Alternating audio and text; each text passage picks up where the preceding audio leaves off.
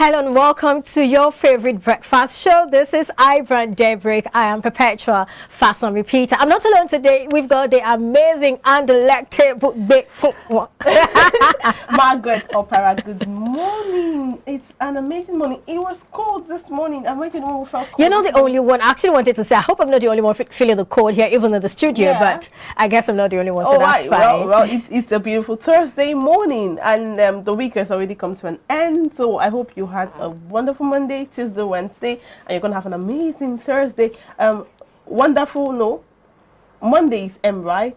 A marvelous Monday, it's a meeting Tuesday, a wonderful Wednesday, and what again? Trailblazing Thursday. Exactly, a trailblazing Thursday. Now, all right, on the show today, we are going to bring you a trailblazing show, right?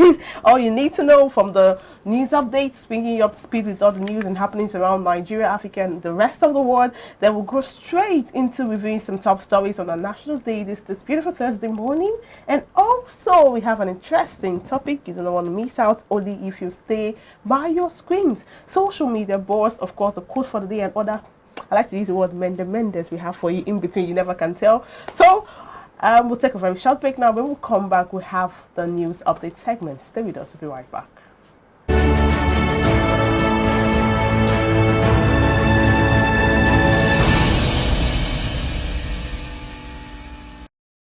All right, now welcome back to the show. Thank you for joining us once more. And if you're just tuning in, it's still iBrandTV now to the news update segment. I'll just take. All right, looking at the news update, we'll start from the home front. President Muhammad Buhari has reiterated his opposition to state governments having their own police. While answering a security-related question in an interview, the president emphatically dismissed state policing, saying, quote, "State police is not an option." End of quote. His rejection comes amidst calls by some Nigerians for state governments to establish their own police outfit to tackle lingering security challenges as well as reform the police force. State governments have now resorted to self-help by establishing regional security outfits such as Amotekun in the southwest and Ibubago in the southeast. Meanwhile, proponents of federalism have argued that in a true federal structure, states should control their own security agencies to complement that of the federal government. Over a month after the Federal High Court sitting in the Federal Capital Territory, Abuja prescribed bandit groups as terrorists, the federal government on Wednesday officially gazetted the court order.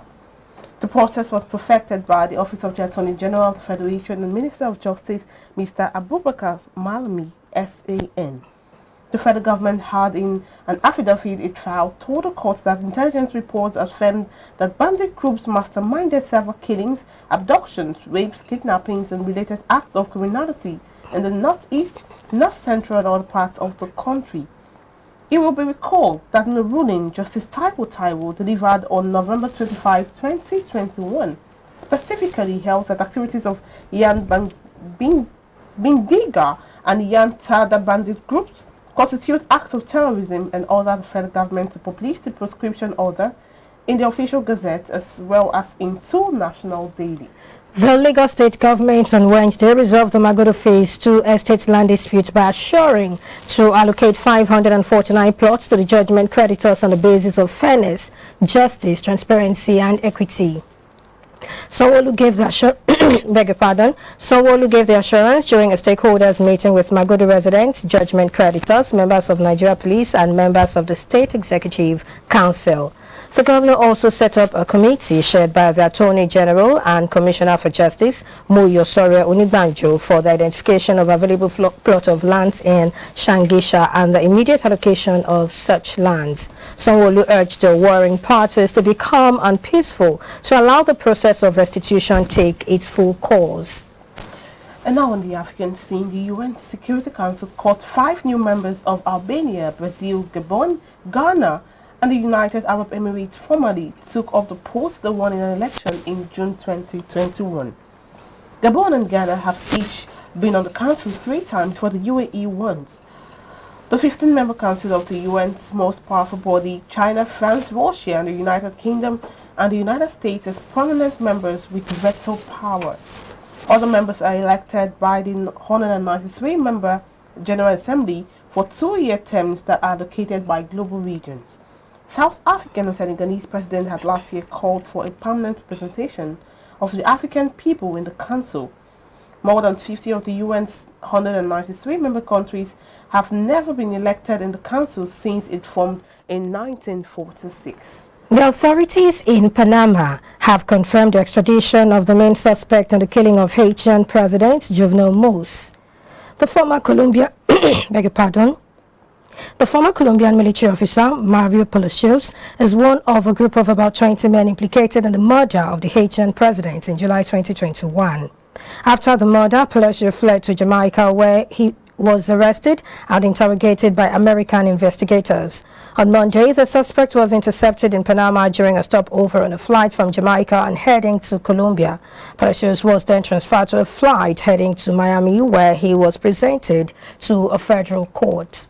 And finally, Kazakhstan's President Kassym-Jomart Tokayev has sacked an entire cabinet and declared a state of emergency in the nation following a violent tone of anti-government protest.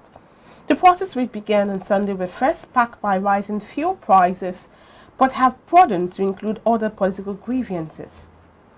Staff of Kazakhstan's main airport had to flee anti-government demonstrators who have also targeted government buildings.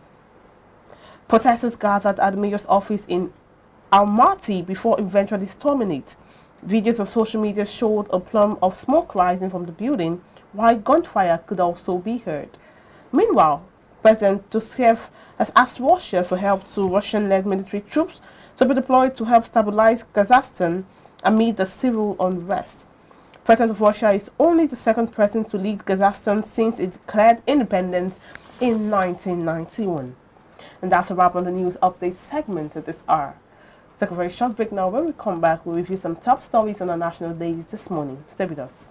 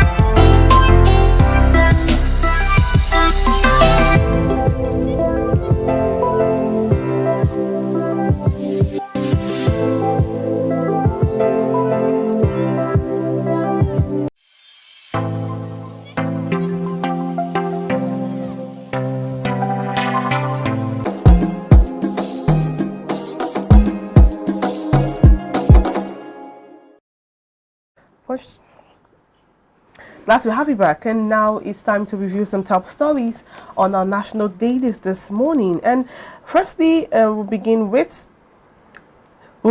Daily Trust newspaper. And Daily Trust, now the banner headline here says 2023, I don't care who succeeds me. That's coming from the current president of Nigeria, Muhammadu Buhari.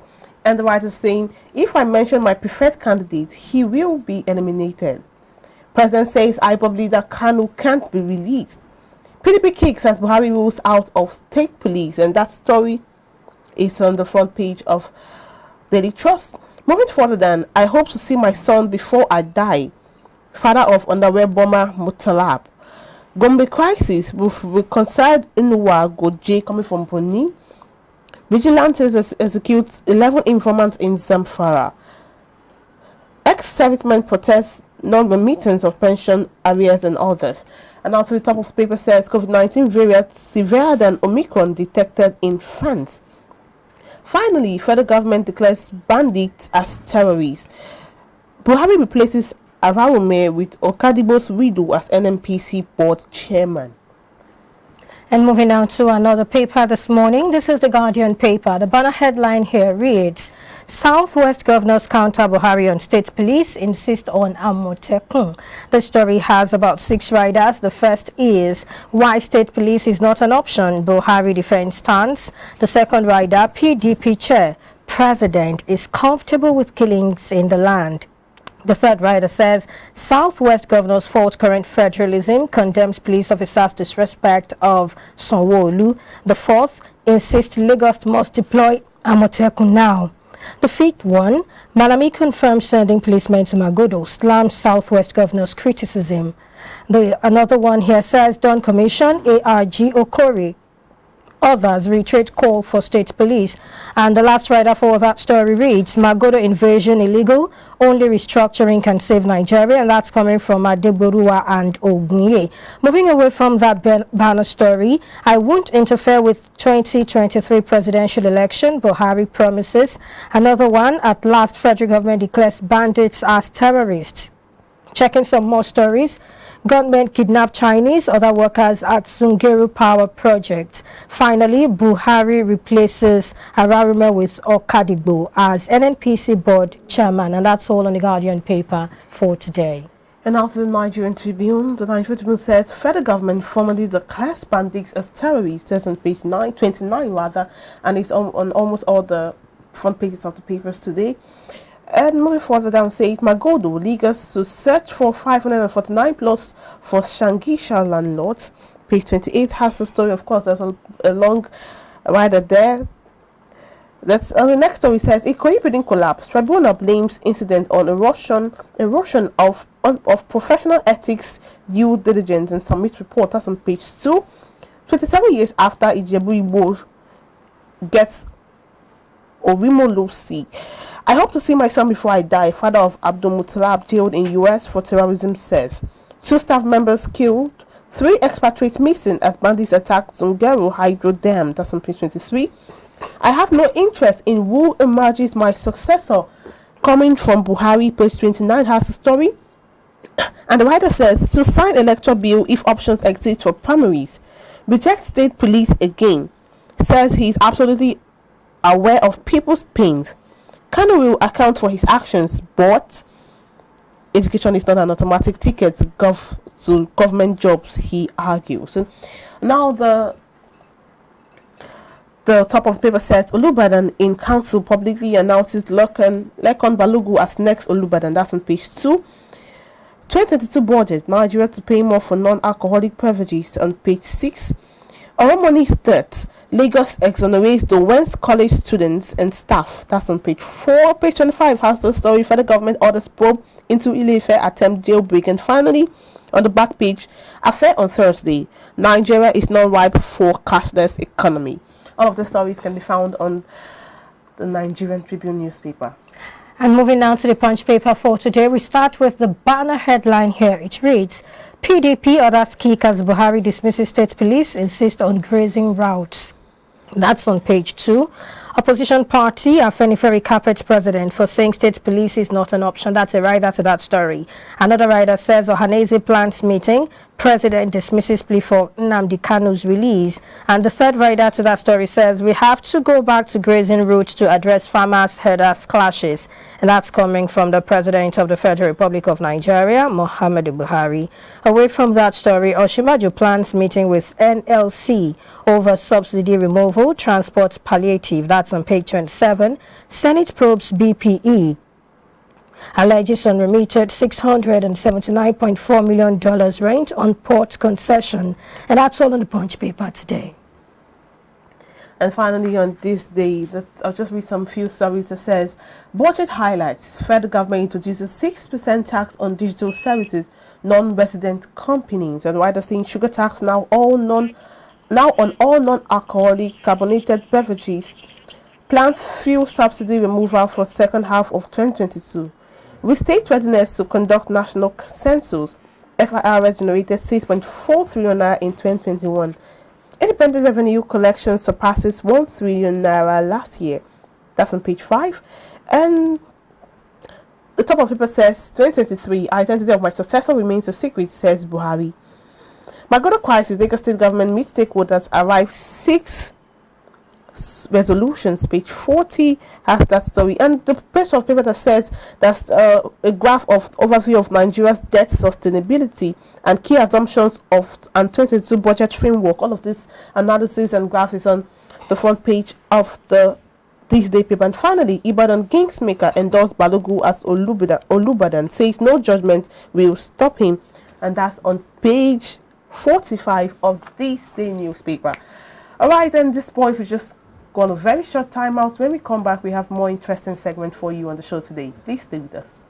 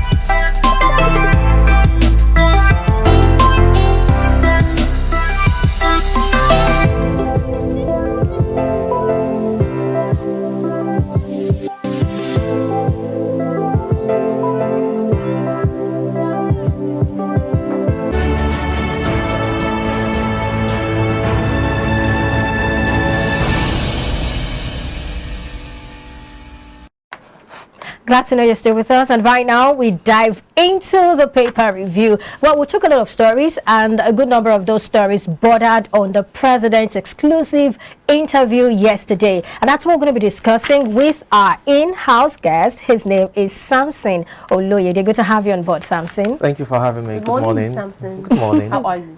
You're looking good. Thank you. How are you? How are you? I'm all right. Does the need to compliment first? Yes, Does the need to compliment first? Thank you. Thank you. Okay, so of course we saw the interview, and the president, the interview bordered on a lot of issues, and very important amongst them is security, and then we talked about the economy and a whole lot of other things. But let's start from the maybe we should start from security, where he was asked questions about treating or addressing this insecurity, and then he was asked questions about state policing. He said it is not an option, and he went further to explain, saying that we need to get back to the period where the traditional rulers could take charge. And I don't know how you want to react to his option. If state policing is not an option, he's saying we should revert to the traditional rulers. Can you say something about that? Well, thank you. You have to look at it from the angle that when it comes to security issues,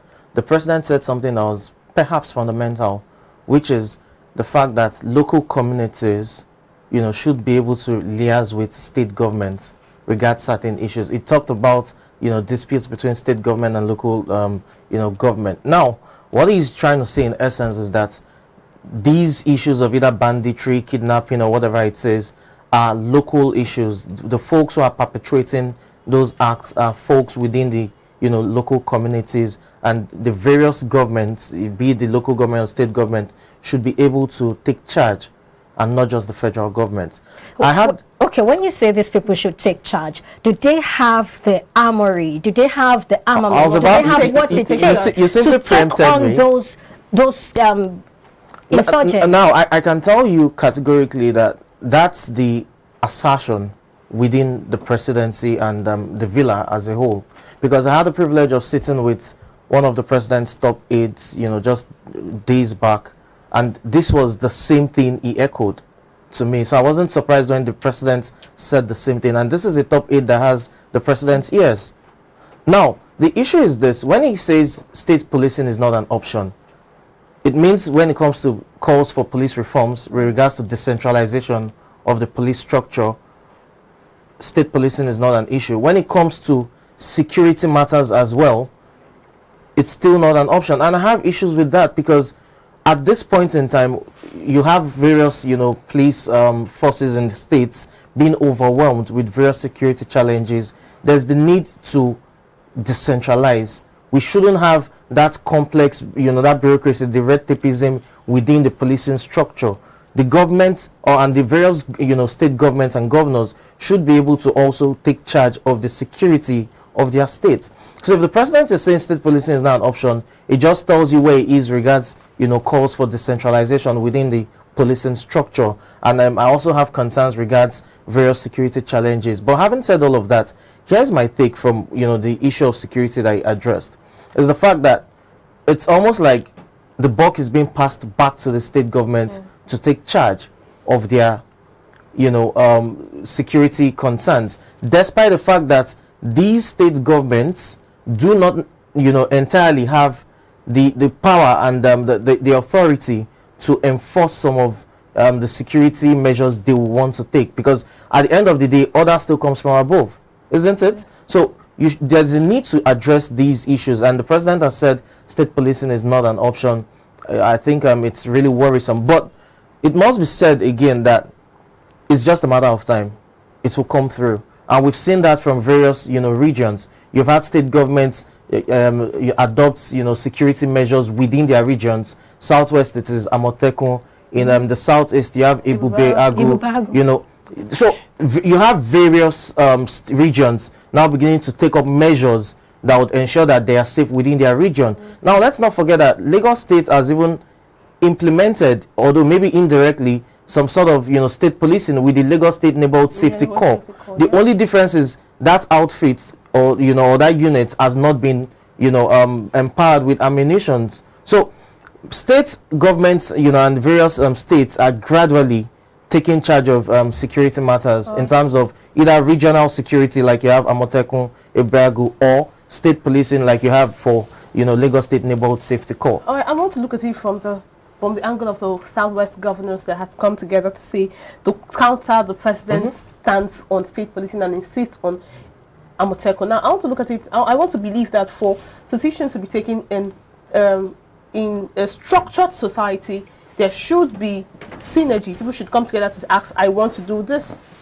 What do you think? Is this okay? So for the president to come out and say this, and the Southwest governors are countering it's clear that there was no roundtable agreement to sit and say, well, we've seen Amotekun help in security matters, yes. Yeah, so from the synergy aspects, was it really the right thing to do to just take a stance at the Southwest governors now are countering the order of the president, which is more like your word against my word? Well, it's the beauty of democracy. It could be messy. We would have, Is it beauty of the beauty. That's why I said the beauty of democracy. That's the beauty of democracy, that you could have your own arguments. I have mine. We debate over it, and at the end of the day, we try to reach some sort of middle ground.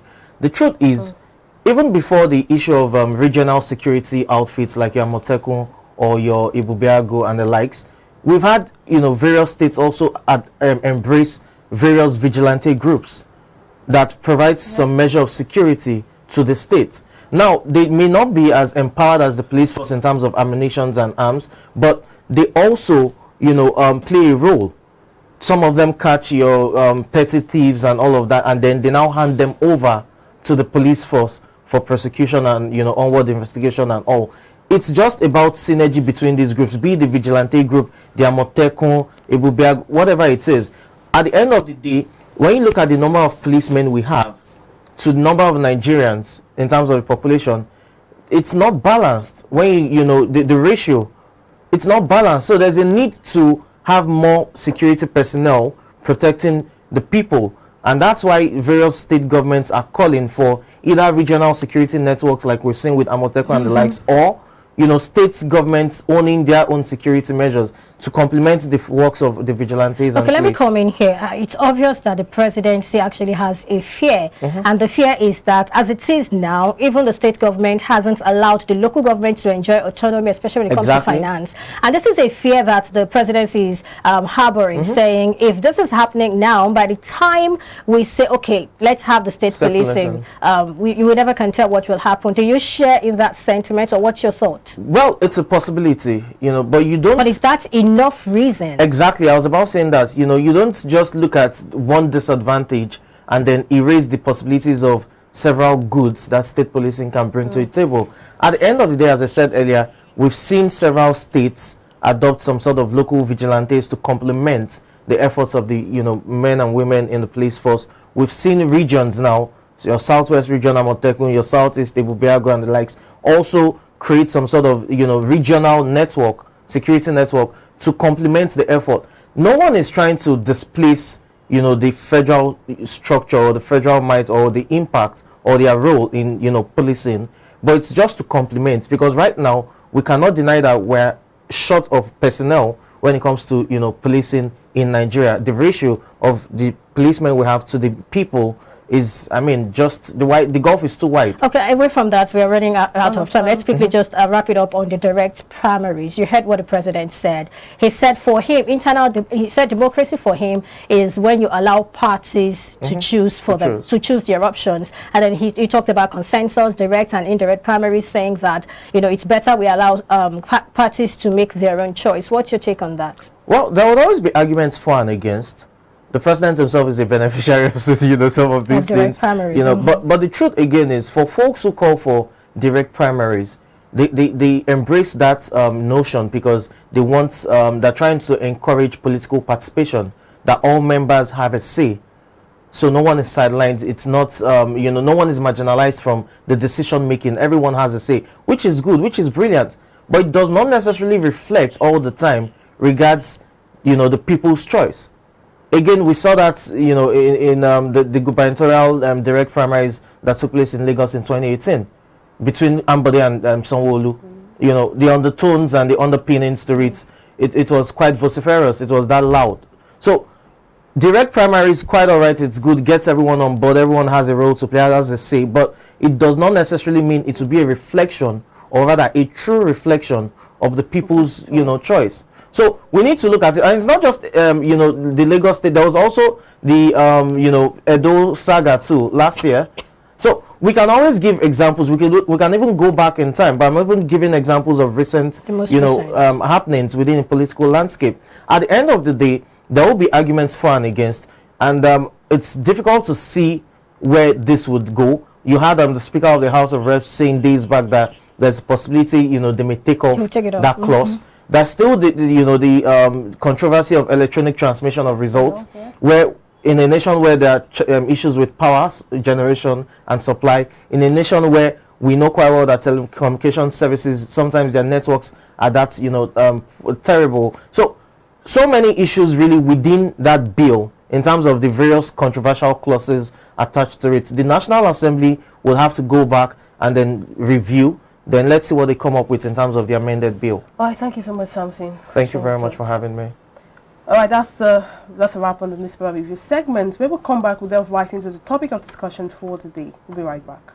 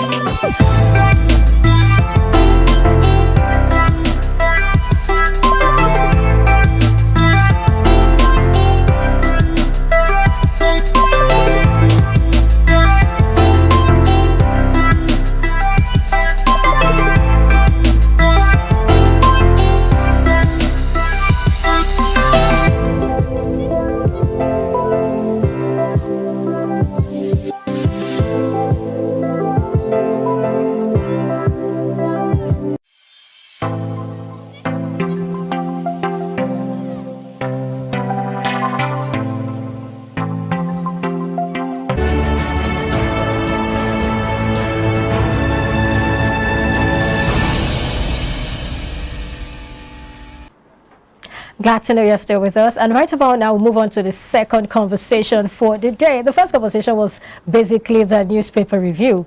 Now we'll be looking at loan sharks. The rise of online lenders on the back of tough loan conditions imposed by commercial banks has brought relief to thousands of borrowers. However, unconventional loan recovery tactics deployed against defaulting borrowers by unprofessional online lenders have brought untold pains and emotional trauma to many Nigerians. And it's on the back of this that we are having this conversation. Our guest is in the studio. His name is Sistos Ohacho. He's a legal practitioner. Good morning. Good morning. Good morning. How are you? I'm fine. Thank you very much. Thank you so much. Okay, good to have you in the building. We were talking about this online borrowing applications or online borrowing companies, and to a very large extent, a good number of them have been termed loan sharks. Let's start with what exactly do we mean when we say loan sharks? Okay.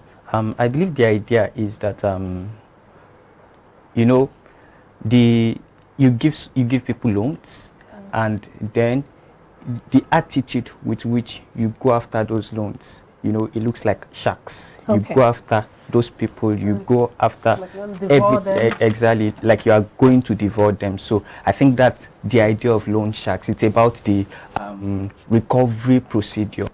It is practically I don't want to use the word wicked, but it is a mean procedure. So that's the idea of the loan sharks, the way they go after their loans. All right, is it was just the way they go after the loans, is it because they want to go after it like that, or because the persons who receive these loans have refused to pay back, or are delaying, or may have a specific time or a limit and they are not paying back? So don't you think it's what's driving them to go after them like sharks? Okay, you need to look at it from various perspectives. Okay. You need to consider the fact that first and foremost, there is the fact that these loan sharks, so to say, these lending companies, they find it, the Nigerian atmosphere, the Nigerian legal climate doesn't make it easy for them to recover their funds.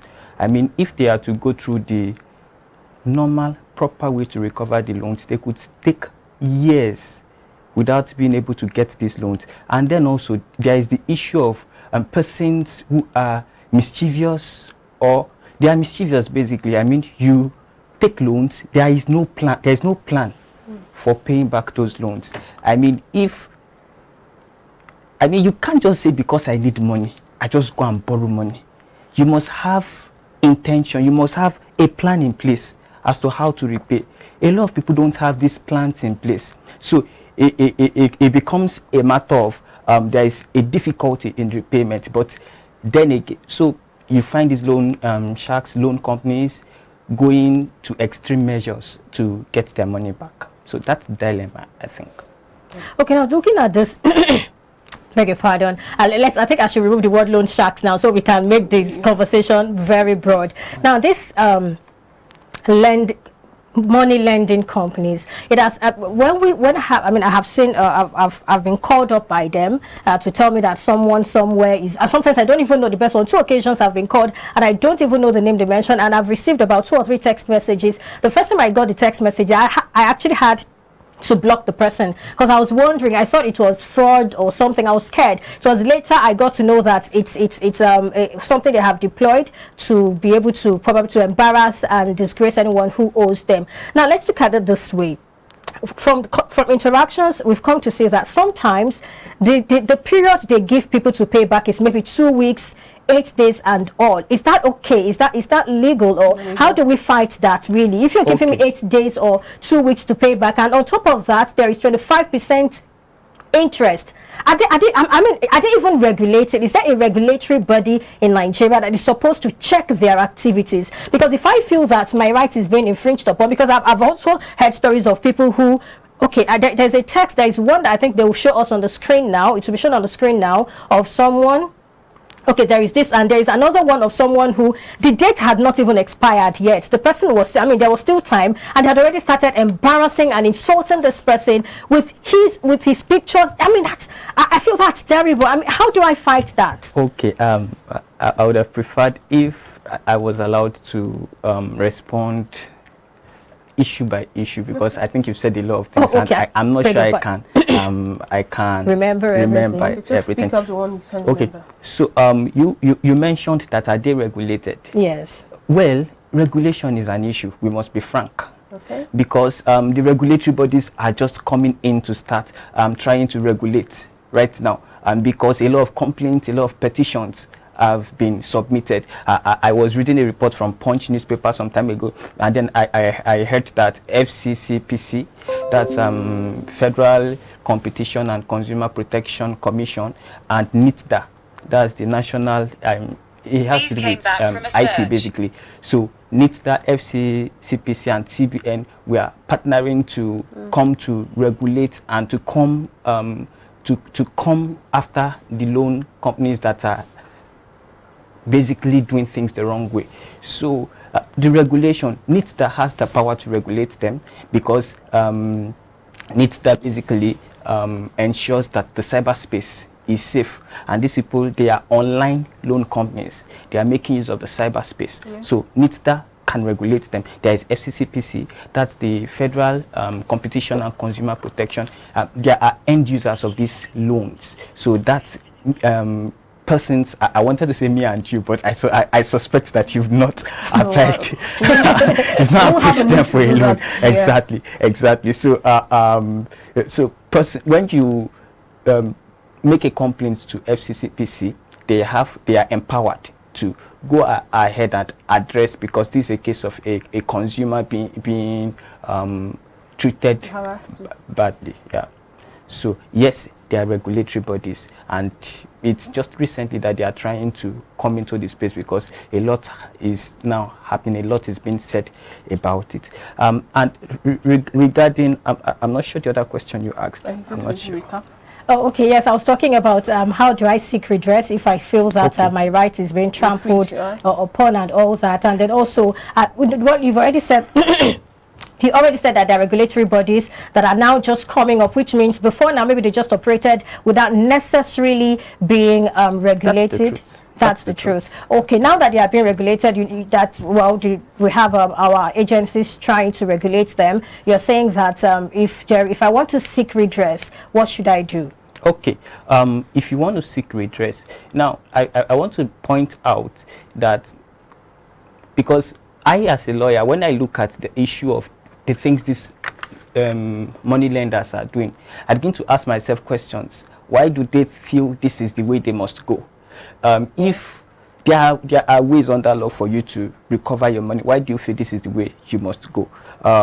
For instance, in Nigeria, if you borrow somebody money for interest, whether you're a company, wherever you are, if you borrow somebody money for interest, you can't recover both your principal and your interest if you don't have a money lender's license, or you are licensed by CBN. So the truth is that some of these money lenders are not licensed by CBN, and they don't have a money lender's license, which means under law they cannot recover their money. Some of these money lenders exactly. So that's the point. So that comes also to the issue of regulation. And then so if they cannot legally recover, then they go through harassment. And then for you who are being harassed, there are for me, I think there are key legal issues involved. There is the issue of contract. Okay. I mean, you enter the contract with these loan companies, right? Yeah. You enter the contract, there are terms. Although it's unfortunate that in this part of the country, people do not really go through contracts. You just sign. They don't go through. Of course, it's an online activity. You did not really sign anything, but you check some boxes. And then in some places it said agree and all of that. And you don't know what you are agreeing to. Exactly, you don't know what you are agreeing to. Of course, also these people are mischievous. They make these privacy policies so long. They make these terms and conditions so long. I mean, who would read all of that? I mean, where do you get the time? Somebody just wants quick money. He's in a fix, and then you want him to go through all of that. So people don't read these things. They don't know the terms they have acquiesced to.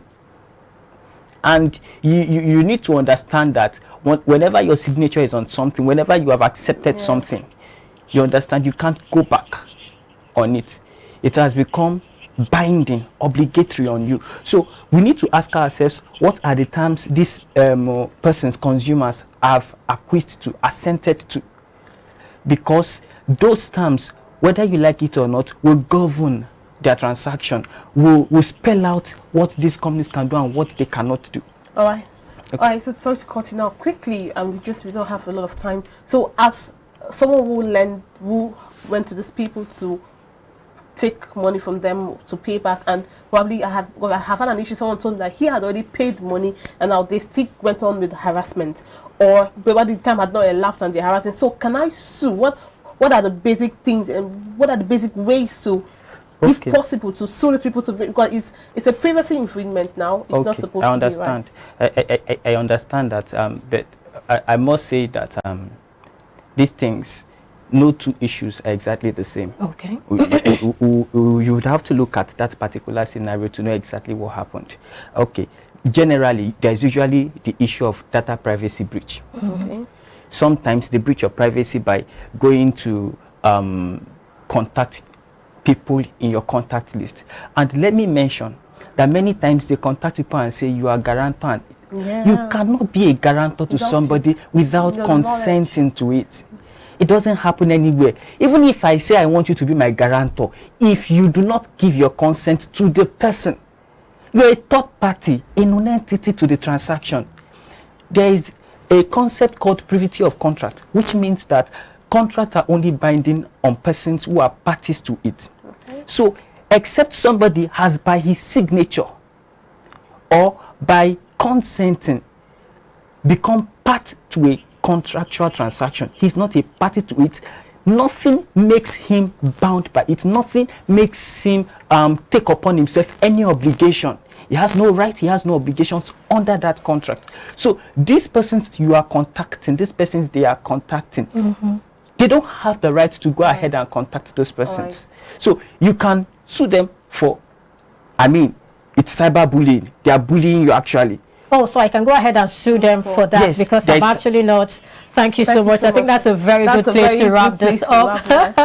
Thank you so much. It's been our guest, Sisters Ohacho, a legal practitioner, and has helped us make sense of the legal angle to this particular issue called, well, the issue of the loan sharks. We've got a very quick time out now, and when we return, we'll bring you the social media buzz. Stay with us.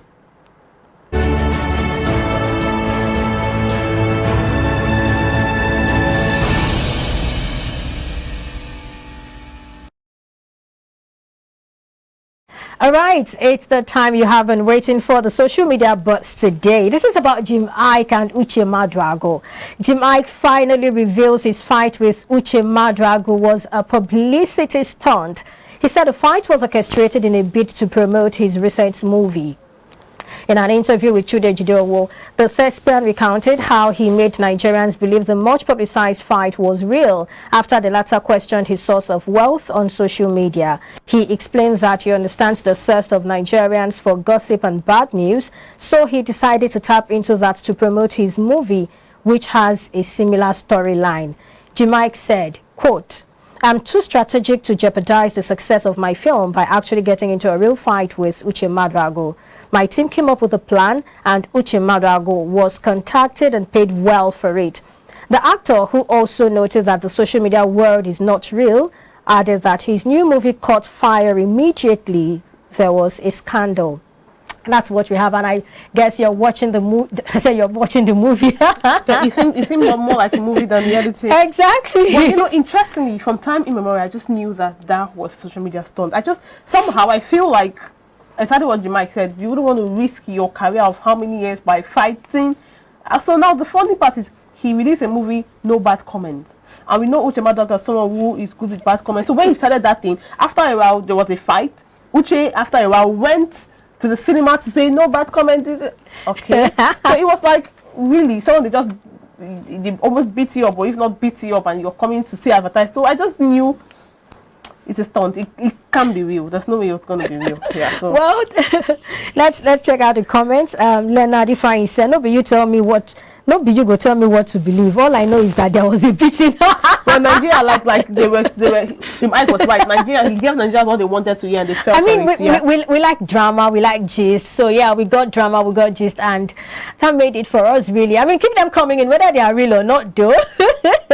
Here is another one. Egu Samuel saying, Uche Madrago, please forgive me. I said Jim Ike should remove one of your teeth for me, not knowing that the two of you are using our head. Well, they use your head anyway. All right, and another person, Ogurum Big Gladys Adekmeji says, I don't wash my hand come off for online saga. Thank you. Even if they later beat Madrago, true, you don't go hear pim from my mouth. Okay, I think I like your decision. Social media is make believe. Make believe. You don't have to. Some things are fake, so you'll be very, very, very, very wrong if you believe everything you see on social media. So just live your life. Nothing really is real on social media. Definitely, just like politics in Nigeria. Come on, you can't keep people start fighting and forget on Wednesday it. they're eating together. You're killing yourself. BBC, PDP, APGA. Come on, people are dying and nothing. All right, thank you so much for joining us today. Tomorrow is Friday, and I'm sure I'm going to see you tomorrow. I know I can see, but you can see me, so I'm sure you would see me tomorrow. Okay, I'll just leave you with an amazing quote now, and it's from Jim Rohn that said, if you're not willing to risk the usual, you will have to settle for the ordinary. If you're not willing to risk the usual, you have to settle for the ordinary. I do not want to settle for the ordinary. I don't know about you. It's a new year, and there's nothing ordinary about this year, so make it extraordinary. Do unusual things. You may fail, but 1,000 times fail, one time you would succeed. Join us tomorrow for more. My name is Margaret Opara. Thank you so much for joining us today. I am Perpetual Fasomi Peter. Do enjoy the rest of the day. See you again tomorrow. Bye for now.